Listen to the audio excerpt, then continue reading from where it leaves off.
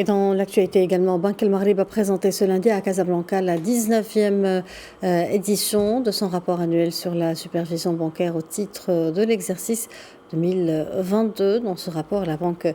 centrale a dressé le bilan pour les activités du secteur des établissements de crédit, organismes assimilés et leur contrôle au cours de l'année 2022, marquée par une baisse de la croissance économique et une montée exceptionnelle de l'inflation à l'échelle mondiale. Écoutons les explications de Hiba Zahwi, directrice de la supervision bancaire à Banque El Maghrib.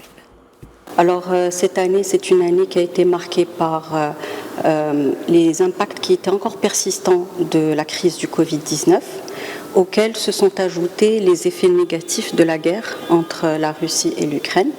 qui ont eu pour impact de décélérer la croissance économique au niveau mondial, mais également d'accroître de manière très importante l'inflation à travers le globe. Donc ceci a amené les banques centrales à décider à plusieurs reprises de rehausser leur taux directeur,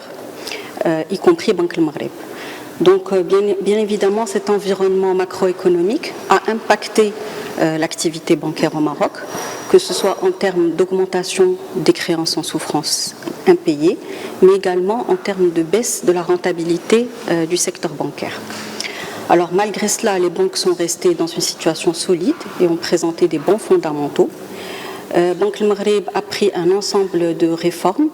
et de projets pour renforcer la stabilité du système bancaire, mais également pour accroître l'inclusion financière des concitoyens. Nous avons en particulier cette année donné une importance spécifique à la question de la promotion de la transition vers une économie verte, donc à travers la promotion d'une finance durable, mais aussi la manière d'accélérer la digitalisation des services bancaires. Donc, dans ce rapport, nous fournissons tout un ensemble d'informations sur ces différents domaines, que ce soit l'activité, la rentabilité des établissements, leur situation prudentielle, les risques, et aussi le contrôle et les textes réglementaires que Banque El Maghrib a adoptés au cours de cette année.